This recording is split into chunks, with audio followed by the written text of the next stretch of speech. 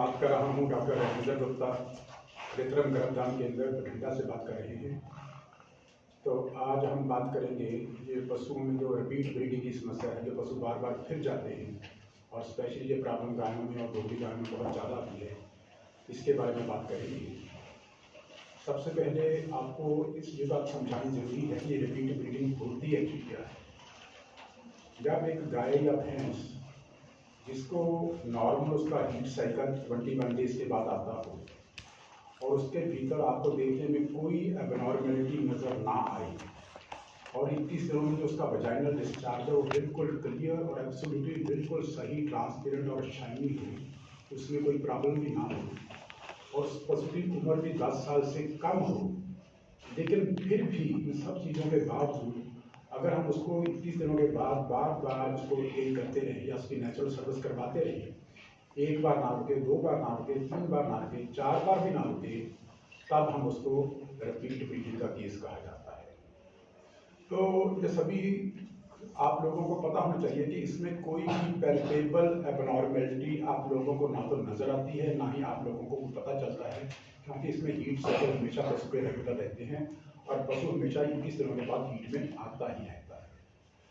तो जब ऐसी समस्याएं आती हैं, ये हमने देखा है फील्ड में डेयरी फार्मर्स में यह समस्या बहुत ज़्यादा आती है और हमारे डेयरी फार्मर्स को इसका बहुत ज़्यादा खामियाजा भी भुगतना पड़ता है, क्योंकि जब हम किसी पशु को पालते हैं और वो बार बार रिपीट करती रहती है तो हम लोगों को उसका डिसएडवांटेज बहुत ज़्यादा मिलता है, हमारे डेयरी फार्मर्स को उसका लाभ नहीं मिलता। तो ये काम हमारे लिए ज़्यादा फायदेमंद, ज़्यादा लाहेमंद नहीं होता। तो इस समस्या को भी हल करना आप लोगों के लिए अति ज़रूरी हो जाता है। बेसिकली जो रिपीट ब्रीडिंग के कारण मुख्य रूप से हम लोगों को मिलते हैं, उसके 2 कारण होते हैं। फेलियर ऑफ फर्टिलाइजेशन, पशु का गर्भवत ही ना हो। पहली बात क्या होती है, पशु गर्भवत ही ना हो। गाय हीट में तो आती है, जैसा मैंने आपको बताया है, उसको हम नई दूध करवाते भी हैं, चाहे उसकी हम लोग यही करें, चाहे नेचुरल सर्विस करवाएं, लेकिन वो गाय गर्भवती ही नहीं हो तो इसको बोलते हैं फेलियर ऑफ फर्टिलाइजेशन। कुछ केसेस में ऐसा होता है, अप्रॉक्सीमेटली रिपीट ब्रीडिंग के 40% केसेस में ऐसा होता है कि गाय गर्भवती ही नहीं हो।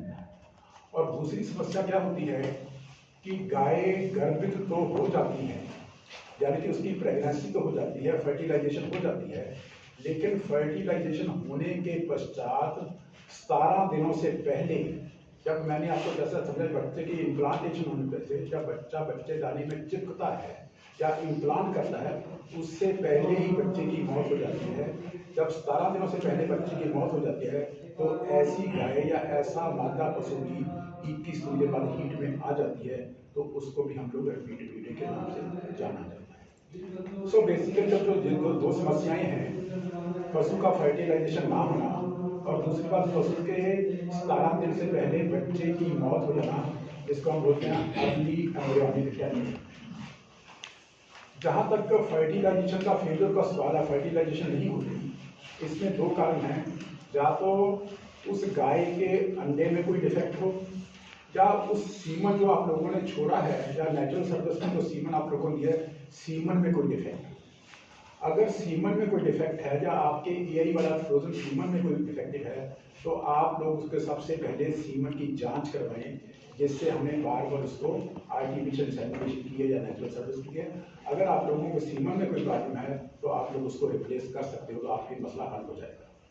लेकिन जहाँ तक अंडे का सवाल है, जो ओवम पैदा होता है, उसमें एक ही पॉसिबिलिटी है, या तो अंडा पैदा ही ना होता हो या अंडा लेट पैदा हो। दोनों केसेस में अगर अंडा पैदा नहीं हुआ, आप लोगों ने उसकी यही कर दी या नेचुरल सर्विस करवाई, तो वो कभी पशु गर्भवत नहीं होगा।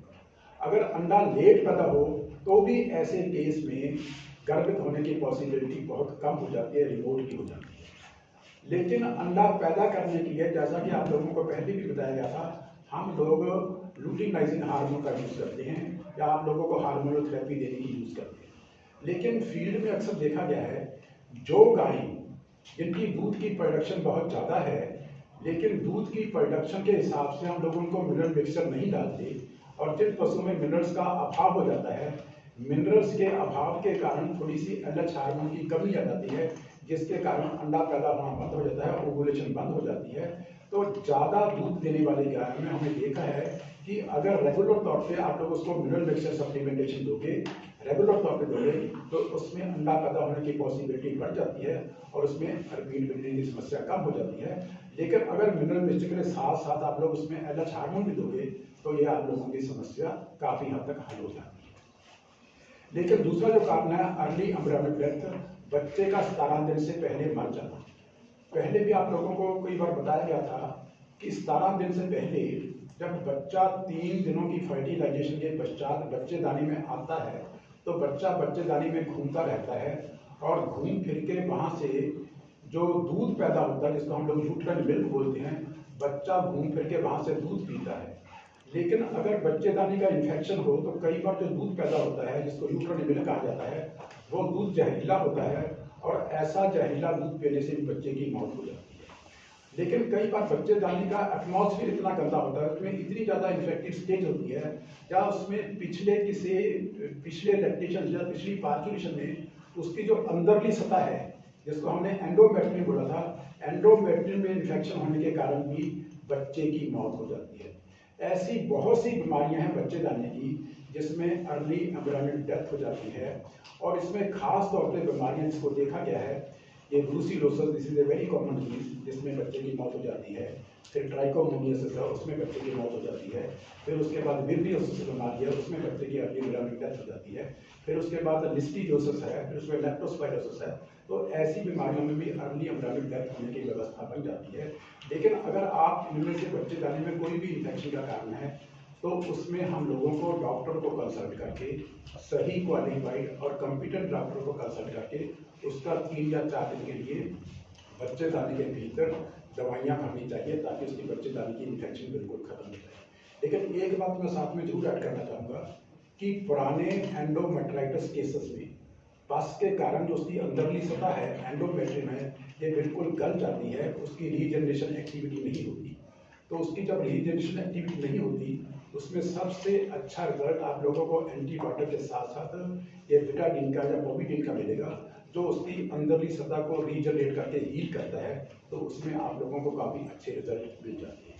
तो ऐसे आप लोग अपनी रिपीट ब्रीडिंग की समस्या पे काबू कर सकते हैं। Thank you very much.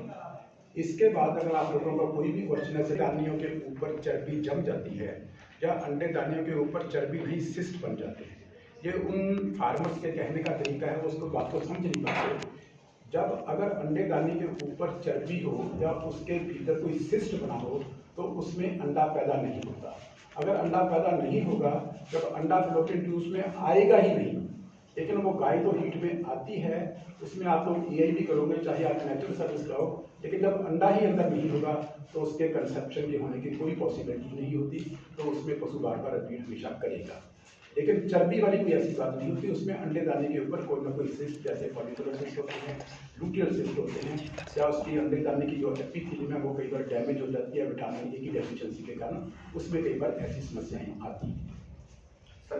दूसरे पशुओं को हम लोग खाते हैं, गाय हीट में आती है, it is due to estrogen hormone which is produced by the body जो अंडे दाने।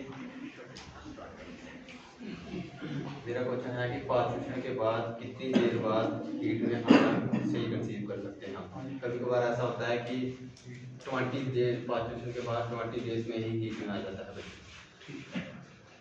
तो बेटे इसमें ऐसे है, देखो नॉर्मली हम लोग क्या मानते हैं, पार्चुलेशन के वक्त जो बच्चेदाने का साइज होता है उतना होता है जिसके साइज का बच्चा हो, जिस आकार का बच्चा हो, जिस साइज का बच्चा हो, बच्चेदाने का आकार भी उतना ही होता है। और जब पार्चुलेशन हो जाती है, पार्चुलेशन के पश्चात बच्चा भी बाहर आता है, उसके बाद जेल भी बाहर आती है। जब जेल बाहर आती है उसके बाद नॉर्मली बच्चेदाने का साइज सिकुड़ने लगता है, कम होने लगता है। और ये आप सब देखा कि कम से कम 25 से 28 दिनों के भीतर बच्चेदानी अपने नॉर्मल साइज में आती है। और ये भी देखा गया है अगर पशु का न्यूट्रिशनल स्टेटस अच्छा हो, डेयरी फार्मर ने पशु का बहुत अच्छे से ख्याल किया गया हो, पार्चुलेशन के बाद उसको इतनी खुराक डाली गई हो जो उसके शरीर का एनर्जी बैलेंस मेंटेन करती हो, तो 28 दिनों के बाद जब बच्चेदानी या 30 दिनों के बाद, 1 महीने के बाद आप मान सकते हो, जब बच्चेदानी अपने नॉर्मल साइज में आ जाती है तो उसकी एक्टिविटी शुरू हो जाती है। तो उसमें कई पशु 25 या 30 दिन के बाद भी हीट में आते हैं, लेकिन अगर उनका न्यूट्रिशन स्टेटस बहुत अच्छा हो। लेकिन टेक्निकली हम लोग आपको क्या एडवाइस करते हैं, अगर कोई गाय 25 या 30 दिन के बाद या 1 महीने के बाद या सवा महीने के बाद हीट में आती है, हम लोगों को उसकी यही नहीं करनी चाहिए। हमें कम से कम 1 महीना और उस बच्चेदानी को रेस्ट देना चाहिए, ताकि वो बच्चेदानी जब रेस्ट करके अपने सही एक्शन में आ जाएगी, सही अपनी होंद में आ जाएगी और पशु का न्यूट्रिशन जो स्टेटस है वो बिल्कुल सही से मेंटेन हो जाएगा। तो साइंटिफिकली क्या एडवाइस है कि जो गाय की हीट है 1.5 महीने के बाद अगर आती है तो आप लोगों को उसकी यूज करनी चाहिए। और जो सर्विस पीरियड सही है, सर्विस पीरियड क्या है, पार्चुरेशन के बाद कितने दिनों के बाद गाय की कंसेप्शन चाहिए, प्रेगनेंसी होनी चाहिए, ये हम 60 डेज 60 to 75 डेज इसको हम साइंटिफिकली स्टैंडर्ड मानते हैं। 60 से 75 दिनों का जो सर्विस पीरियड है, this is considered to be optimum and best.